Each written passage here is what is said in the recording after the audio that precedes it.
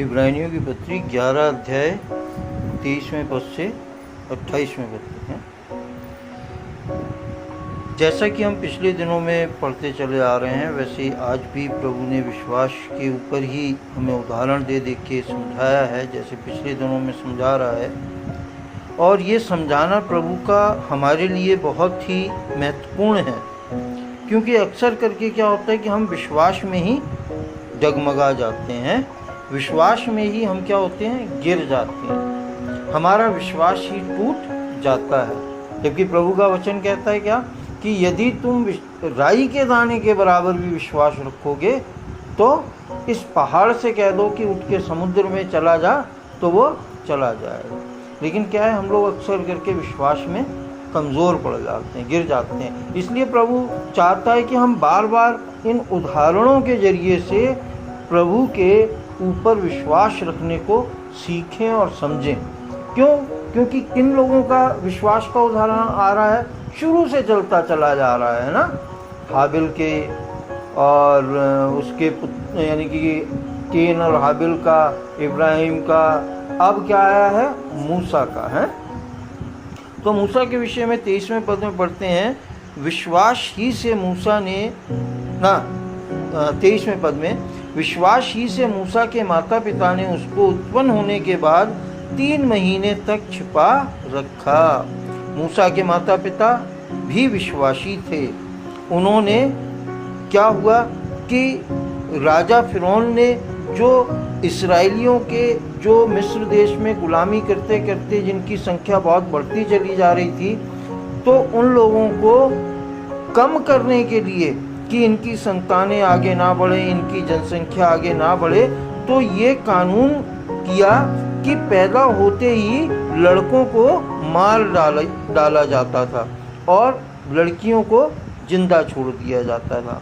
लेकिन क्या हुआ कि मूसा के पैदा होते समय जो 2 धाइयाँ ठहराई हुई थीं मिस्र के जरिए से, मिस्र के राजा के जरिए से, कि जो बच्चों को जन्म दिलवाती थी माताओं से, तो उन दासियों के मन को मूसा की पैदाइश के समय, जब मूसा की माँ गर्भवती होके आपका जनने को थी, तब उस समय वो मिस्री दासियों को परमेश्वर ने क्या किया, उनके हृदय को, उनके मन को मोड़ा और उन्होंने लड़का पैदा होने पर भी राजा को जाकर कह दिया कि भाई वो तो पैदा जबकि उन्होंने करवाया, डिलीवरी उन्होंने करवाई, लेकिन इसके बावजूद भी उन्होंने राजा को जाकर क्या कहा कि भाई इब्री स्त्रियां जो हैं, इस्राएली स्त्रियां जो हैं, बहुत कहते हैं ताकतवर हैं, उन्होंने हमारे से पहले ही जन्म लिया।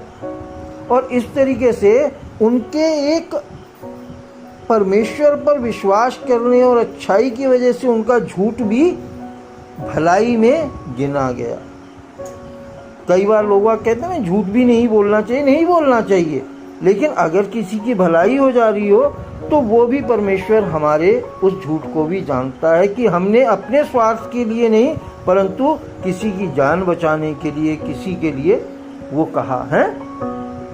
तो उन भाइयों की भी इस झूठ के प्रति भी परमेश्वर ने उनकी बड़ाई करी और आज तक हम उनका नाम सुनते हैं।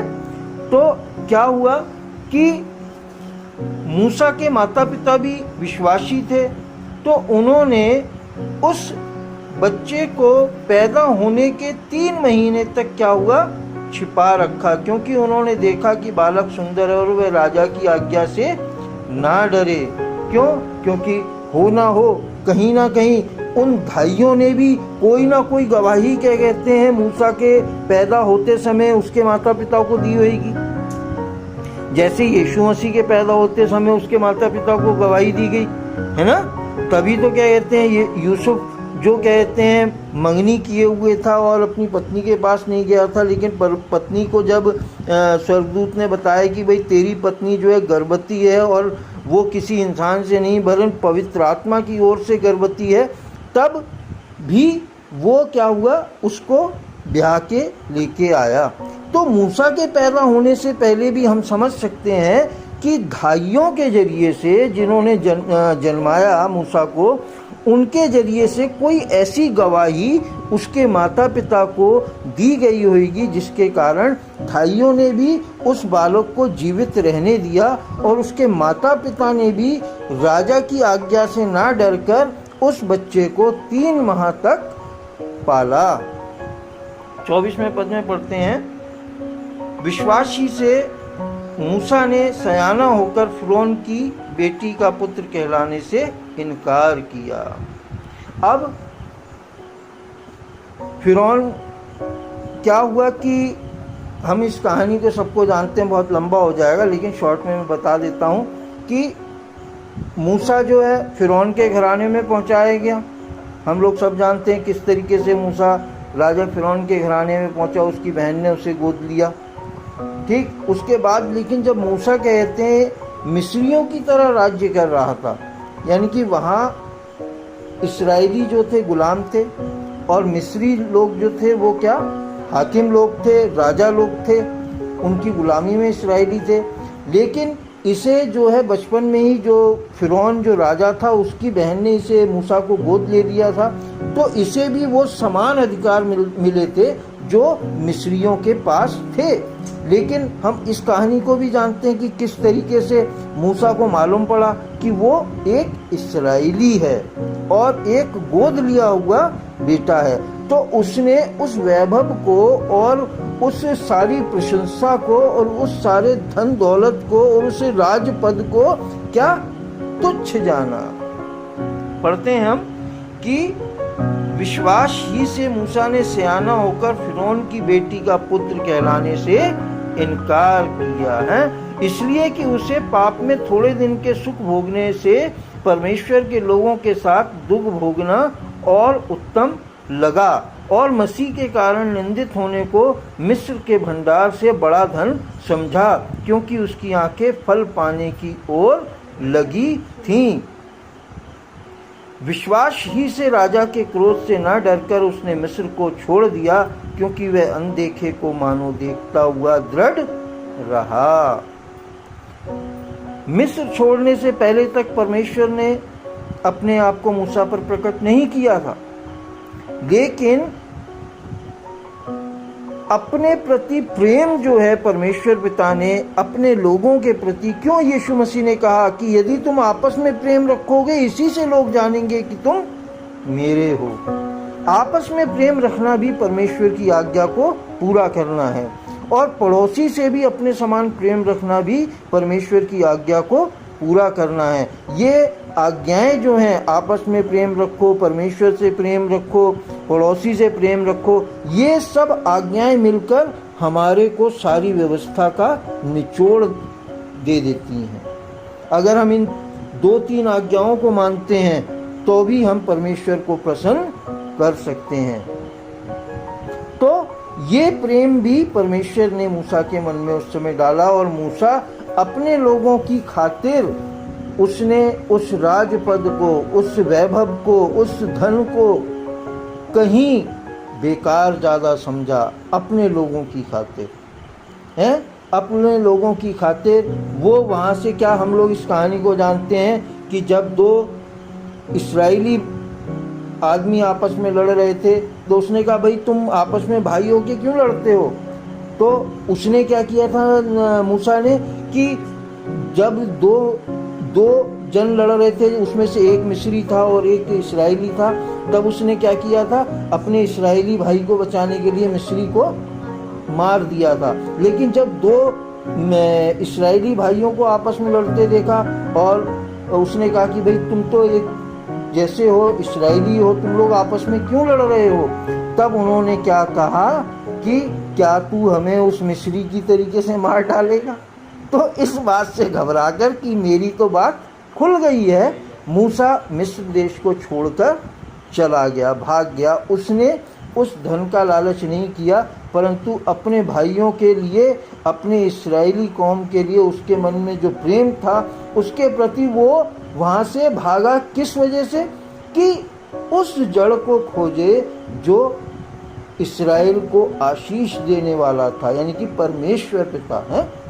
और वो वहाँ से भागकर कहाँ पहुँचा, फिर वो कहानी अलग है। लेकिन हम यहाँ पढ़ते हैं आपका 27वें पद में, विश्वास ही से राजा के क्रोध से न डरकर उसने मिस्र को छोड़ दिया, क्योंकि वह अनदेखे को मानो देखता हुआ दृढ़ रहा। विश्वास ही से उसने फंसे और लहू छिड़कने की विधि मानी कि पहलौठों का नाश करने वाला इस्राएलियों पर हाथ ना डाले। पहलौठों को क्या करता है कि पहलौठे कौन है? परमेश्वर के लोग। जो पहलौठे होते हैं, चाहे वो मनुष्य के हों चाहे वो पशुओं के हों, मैं शुरू से इस बात को जानता हूँ और बताता हूँ लोगों को। क्यों? क्योंकि ज़्यादातर पहलौठों पर क्या होता है, दुख परेशानी ज़्यादा आती है। और क्या होता है कि ये पहले से पवित्र ठहराए हुए हैं पहलौठे जो हैं, तो शैतान इन लोगों इन बच्चों को कई बार तो मैंने देखा है माताओं के गर्भ में ही मार देता है, और कई बार मैंने देखा है कि उनको अपाहिज कर देता है, क्योंकि इसे मनुष्य जाति से क्या है, शैतान को बहुत जलन है। क्यों रौंदने का अधिकार दिया यीशु मसीह ने इसे? इसी कारण से दिया कि हमारा पहला कर्तव्य बनता है कि जो यीशु मसीह ने अधिकार दिया है कि तुम शैतान को और उसकी सारी सेनाओं को रौंदो, मैंने तुम्हें अधिकार दिया है, वो इसी कारण से दिया है क्योंकि ये मनुष्य जाति का दुश्मन है। ये नहीं चाहता कि मानवता प्यार से रहे, मानव इंसान जो है प्रेम से रहे, मानव इंसान परमेश्वर को महिमा दे, इंसान जो है परमेश्वर के साथ साथ चले। ये नहीं चाहता। ये क्या चाहता है कि इंसान को इंसान से मरवा डाले। तो यहाँ इस बात को फिर समझाया गया है कि और पहलौठों को नाश करने वाला कौन? शैतान। उन्हें नाश करने वाला इस्राएलियों पर हाथ ना डाले। तो इस कारण उसने क्या किया? विश्वास ही से उसने फंसे और लहू छिड़कने की विधि मानी कि पहलौठों का नाश करने वाला इस्राएलियों पर हाथ ना डाले। बस यहीं तक है, 28वें पद तक ना। बाकी का हम इसी को आगे भी कल के उसमें दिन में पढ़ेंगे और जानेंगे कि किस तरीके से परमेश्वर मूसा के साथ रहा और मूसा ने अपने विश्वास को परमेश्वर से कभी कम नहीं होने दिया। जबकि लोग वागों ने, जैसे कि जब उसे मिस्र देश छोड़ना पड़ा, जबकि वो क्या, दो भाइयों को जो इस्राएली थे आपस में लड़ते हुए देखकर उन्हें सुलह कराने गया था, हैं कि तुम आपस में क्यों लड़ रहे हो भाई, भाई भाई होने पर भी। तो उन्होंने क्या, उसकी पोल खोल दी और वो डर के बेचारा भागा कि भाई क्यों? क्योंकि अगर मालूम पड़ जाता राजा को कि इसने हमने इसे गोद लिया है और ये इस्राएली होने पर भी मेरी बहन ने इसे गोद लिया है और ये गोद लेके अभी हमारी कौम को मार रहा है, तो वो क्या, इसे जिंदा मरवा देगा। लेकिन परमेश्वर पर विश्वास रखते हुए मूसा उन लोगों से परमेश्वर की खोज में भागा वहां से, और परमेश्वर को उसने विश्वास ही के जरिए से जलती हुई झाड़ी में देखा और पाया उससे।